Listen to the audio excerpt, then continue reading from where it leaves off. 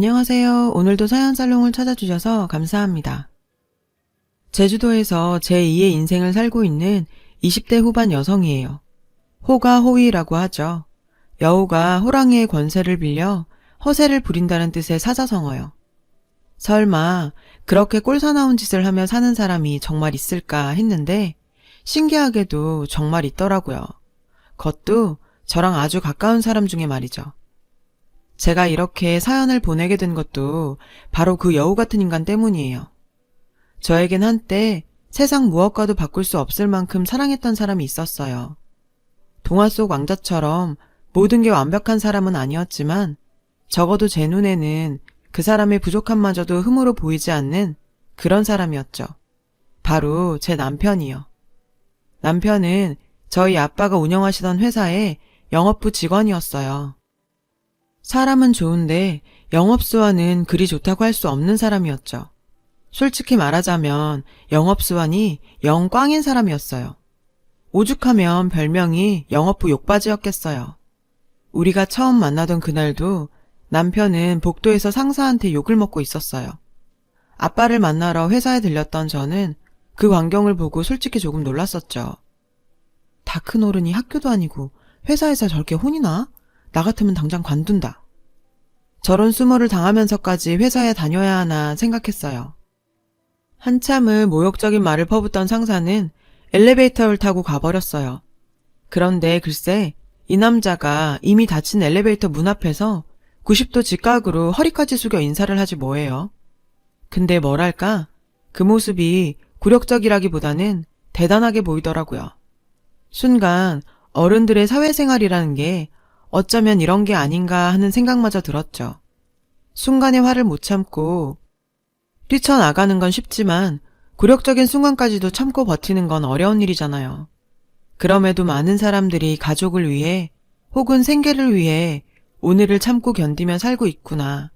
그리고 그건 창피한 게 아니라 책임감을 아는 어른다운 행동이 아닐까 하고 말이죠. 한참을 그렇게 허리를 숙이고 있던 남편은 제 인기척을 느끼곤 도망치듯 사무실로 들어가 버렸어요. 그날 이후 남편의 그 모습이 뇌리에서 지워지지 않더라고요. 그래서 아빠 회사에 갈 때마다 영업부 앞을 어슬렁거렸죠. 남편과 정식으로 인사를 나눈 건 1년 뒤 제가 아빠 회사 홍보부에서 인턴 생활을 하면서부터였어요. 간부들을 제외하곤 제가 사장 딸인 걸 아무도 몰랐기 때문에 전 남들처럼 평범한 회사 생활을 할 수 있었죠. 남편과는 부서는 달랐지만 복도나 구내식당에서 종종 마주치곤 했어요. 남편은 절 기억 못하는 것 같았어요. 차라리 그 편이 낫죠. 어떻게 보면 남편한테 있어서는 남한테 보이기 창피한 순간이었을 텐데 그걸 제가 지켜본 걸 알면 제가 얼마나 불편했겠어요. 그러던 어느 날이었죠. 저는 사무실에 휴대폰을 두고 오는 바람에 뒤늦게 다시 사무실로 돌아와야 했어요. 근데 하필 사무실 문이 잠겨 있는 거예요. 보안과 직원도 안 보이고 난감하던 그때 영업부에서 남편이 나왔어요. 야근을 마치고 막 퇴근하던 참이었죠. 남편은 절 보고는 무슨 일 있냐며 다가왔고 전 자초지종을 설명했어요. 그러자 남편은 넥타이 핀을 빼선 능숙하게 문을 따주었죠. 그리곤 제가 휴대폰을 찾아 나올 때까지 문 앞에서 기다려주었어요. 인턴 생활 힘들죠? 그래도 지나고 나면 지금 하는 일이 많이 도움이 될 거예요. 송아름씨. 어머, 제 이름 기억하세요? 놀랐어요. 같은 부서도 아닌데 제 이름까지 알고 있다니. 그런데 그게 아니라 저 사원증에 알고 보니 제 목에 걸린 사원증에 떡하니 제 이름이 적혀 있더라고요. 전 그것도 모르고 제 이름을 기억하는 줄 알고 좋아했던 거죠. 어찌나 창피하던지 얼굴이 벌겋게 달아올랐어요. 그날 이후 남편과 전 복도에서 만날 때마다 안부를 물을 정도로 가까워졌어요. 그러다 퇴근 후 함께 밥을 먹거나 맥주를 마실 정도로 친해졌고 제가 인턴을 마치고 퇴사를 할 때쯤 우린 연인 관계로 발전해 있었죠. 2년간의 연애를 끝으로 우린 결혼을 약속했어요. 저는 더 이상 제 신분을 숨길 수 없었죠. 그래서 남편한테 솔직히 말했어요. 제가 사장 딸이라고요.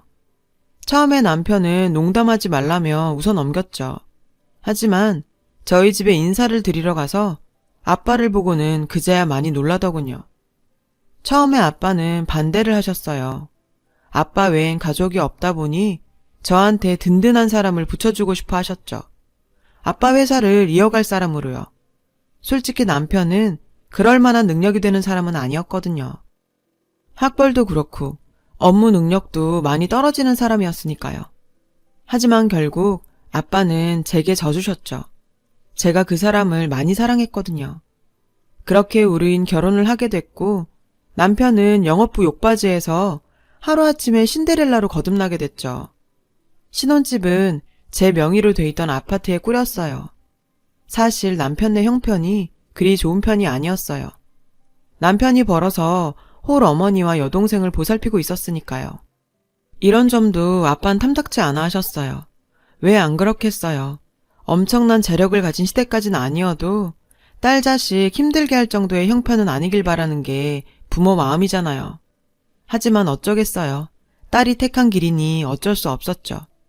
주변의 기우에도 불구하고 우린 행복한 결혼 생활을 이어갔어요. 남편과 시어머니, 시누이 모두 저한테 잘해주었거든요. 특히 남편은 나 하나만 바라보고 헌신적인 사랑을 쏟는 사람이었어요. 전 그런 남편을 많이 믿고 의지했고요. 하지만 남편의 회사 생활은 결혼 생활과는 달리 꽤 위태로웠죠. 결혼 이후 전무로 승진한 남편은 그 자리를 지킬 정도의 능력을 가진 사람은 아니었으니까요. 연이은 계약 실패로 회사에선 책임론이 불거지길 일쑤였고 그럴 때마다 저는 아빠를 찾아가 울고 짜며 위기에서 남편을 구해냈죠. 상황이 이렇다 보니 회사에서 남편의 입지는 점점 좁아졌어요. 그러던 어느 날이었어요. 인터넷에 아빠 회사가 부도 위기라는 기사가 떴더라고요. 협력업체의 도산으로 아빠 회사까지 흔들리게 된 거죠.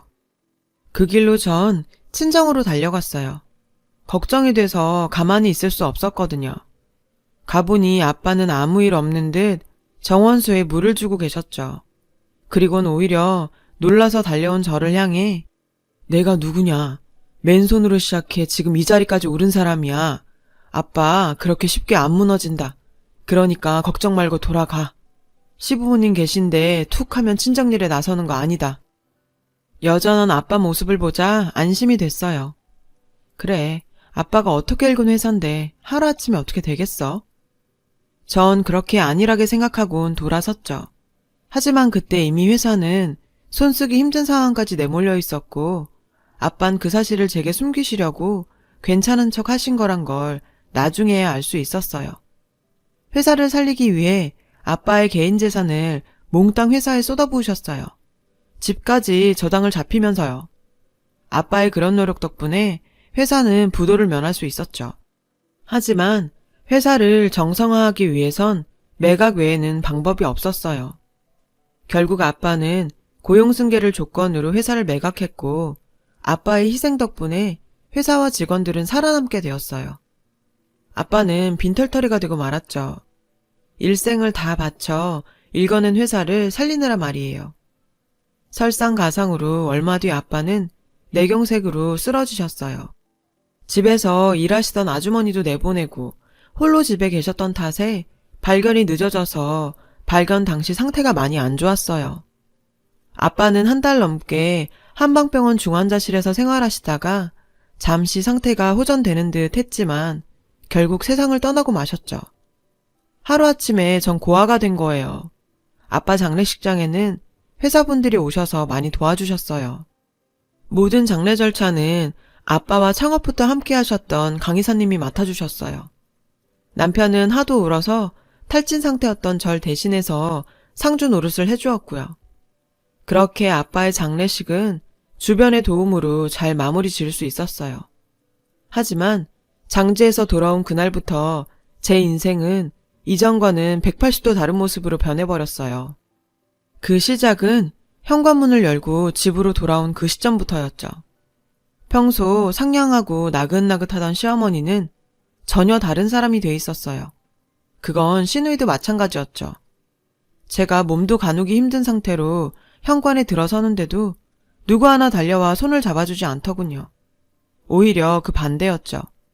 소파에 앉아 빤히 절 쳐다보며 가소롭다는 표정이었어요. 그리곤 장지에서 출발한 지가 언젠데 이제야 오는 거냐?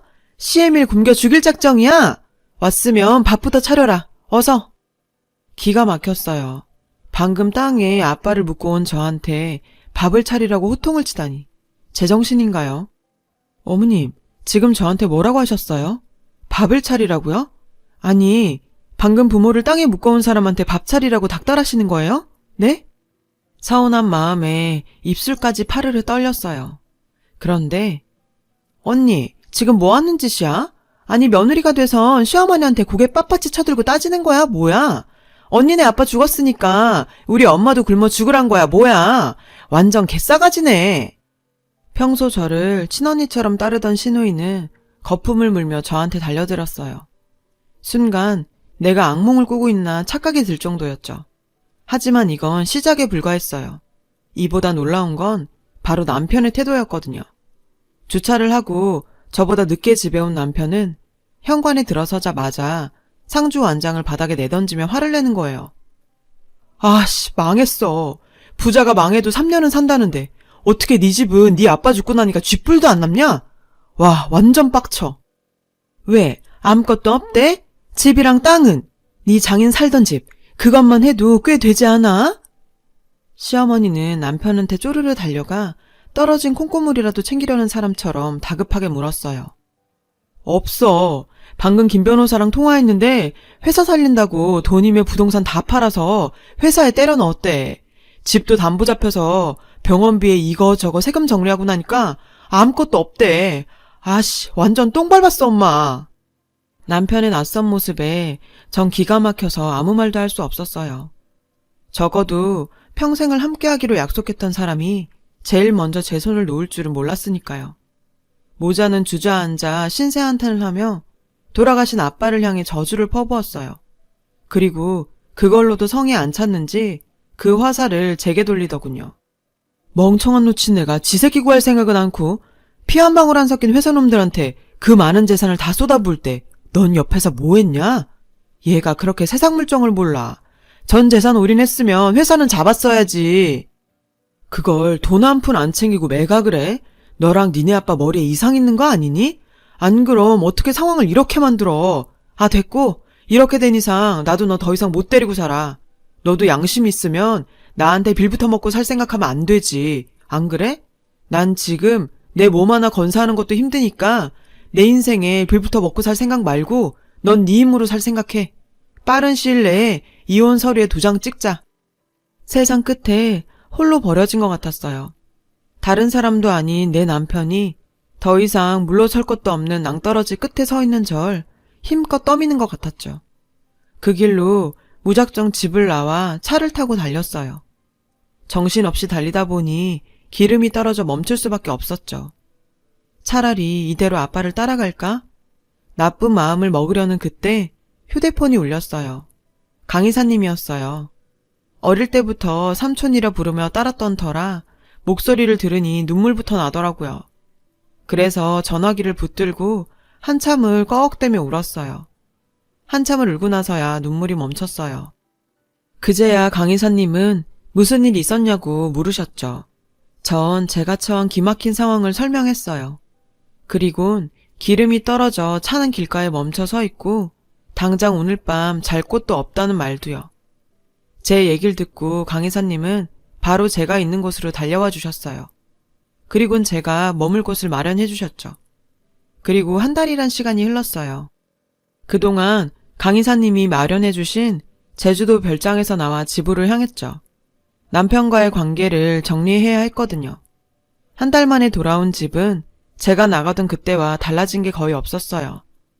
하루 종일 TV 앞에 앉아 홈쇼핑 채널을 보는 시어머니도, 게임에 빠져 컴퓨터 앞에 사는 시누이도 모두요. 달라진 게 있다면 회사에 있어야 할 남편이 평일 오후임에도 집에 있다는 거 정도? 절 보자 시어머니는 도끼 눈을 뜨곤 절 노려봤어요. 그리고 남편을 불러댔죠. 방에서 늦잠을 자던 남편은 짜증을 내며 거실로 나왔어요. 안 돌아올 것처럼 나가더니 벌써 기어 들어오냐? 난 또 영영 안 들어올 줄 알았지. 절 보자 남편은 똥 씹은 표정을 하며 말했어요. 내 집인데 당연히 와야지. 참, 이거 이혼 서류야. 내 건 다 적었으니까 당신 거 적어줘. 전 서류 봉투를 남편한테 건넸어요. 봉투에서 서류를 꺼내보던 남편은 순간 화들짝 놀라더군요. 그리고 눈동자가 심하게 흔들리더니 말까지 더듬었어요. 왜냐고요? 제가 남편 보라고 이혼 서류 뒤에 제 명의로 된 제주도 땅 문서를 끼워 넣었거든요. 이게 다 뭐야? 자기, 제주도에 땅이 있었어? 이게 얼마야? 땅 얘기에 방에서 시누이가 달려나왔어요. 그리고 남편과 시어머니 시누이는 머리를 맞대고 앉아 땅 문서를 살폈죠. 그리곤 급 화색이 되더군요. 죽다 살아난 사람들처럼요. 그리곤 순식간에 태도를 바꿔 예전의 모습으로 돌아왔죠. 아가, 지금껏 어디서 뭘 하다 이제 온 거니? 세상에, 피골이 상접한 거 봐. 그동안 밥은 제대로 먹고 다닌 거야? 에휴, 가야 온 것. 친정아버지 그렇게 보내고 얼마나 힘들었니? 이제 다 잊고 과거는 훌훌 털어라.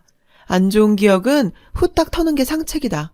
너 좋아하는 김치찌개 끓여줄 테니까 씻고 와라. 밥부터 먹자.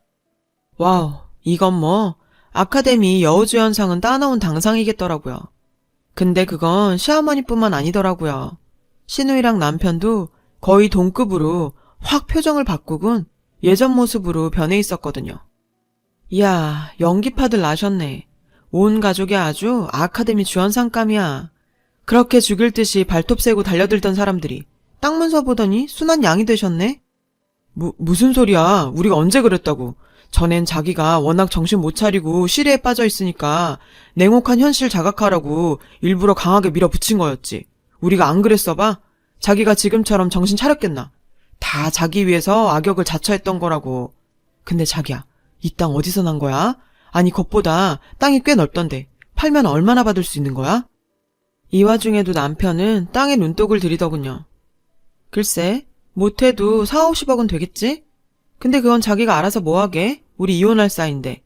자기야, 오늘 중에 제출할 수 있게 얼른 이혼 서류 좀 작성해 줄래? 내가 당신들 쌍판떼기를 보고 있자니 토가 쏠려서 말이야. 뭐? 야, 너 말 다 했어? 이게 아주 간땡이가 부었나? 땅 좀 생겼다고 아주 기고만장이구나 너. 그래, 이혼해줄게. 근데 그냥은 안 돼. 나 지난주에 회사에서 잘렸거든. 왠지 알아? 다 잘난 네 아빠 사위라서 미운 털 박혀서 잘렸어. 내가 너 때문에 인생까지 조졌는데 그냥 순순히 물러설 순 없잖아. 안 그래? 그래서 난 내 몫의 재산 분할은 확신히 받고 끝낼 생각이야. 마침 잘 됐다. 생각지도 못한 제주도 땅까지 생길 수 있게 됐네. 고맙다 야. 남편은 무척이나 만족하는 눈치였어요. 그건 시어머니와 시누이도 마찬가지였죠. 자긴 역시 한결같아. 회사 일도 더럽게 못해서 매번 회사에 누만 끼치더니 법에 대해서도 개뿔 아는 게 없구나. 재산 분할? 그래, 해야지. 근데 분할 대상의 재산은 결혼 이후에 생성된 거에 한해서라는 거 모르나 봐? 이 집이랑 차, 내가 결혼 전부터 가지고 있었던 거고 제주도 땅? 이거 역시 우리 아빠가 내 몫으로 남겨준 거니까 자기한텐 전혀 권리가 없거든. 전부 특유재산이니까 말이야. 기억나지? 이 집에 신혼살림 차릴 때 자기가 들고 온 거. 별 볼 일 없는 이 몸뚱이랑 거머리 같은 네 엄마랑 네 여동생 그게 다였어. 근데 난 네가 가져온 거 하나도 탐이 안 나서 말이야. 그냥 너 다 주려고. 우리 아빠가 현명했지. 언제고 네가 내 뒤통수 칠 거라고 강 이사님한테 이 땅 문서 맡기면서 그랬다더라. 잘 간직했다가 너랑 헤어질 때 주라고. 분명히 네가 자기 딸 홀딱 벗겨먹고 빈손으로 내쫓을 거 아셨던 거지. 그제야 상황 파악이 된 남편은 사색이 돼선 절 붙잡았어요. 자기야, 나 좀 용서해줘. 내가 잠깐 헷가닥 했었나 봐. 회사 잘린 충격으로 미친 짓 좀 했던 거야. 그러니까 나 좀 한 번만 봐주라, 응? 그래 아가, 이 애미가 이렇게 비마. 서운한 마음 평생 우리한테 풀면서 살아라. 평생 받아줄 테니 제발 용서해주렴. 그래요 언니 원래 독한 사람 아니잖아요. 한 번만 다시 생각해줘요. 우리 이런 사이 아니잖아. 아주 가관이었어요. 세 사람이 제 발밑에서 손이 발이 되게 비는데 정말 역겹더라고요. 됐고, 피곤하니까 다들 이 집에서 나가주세요.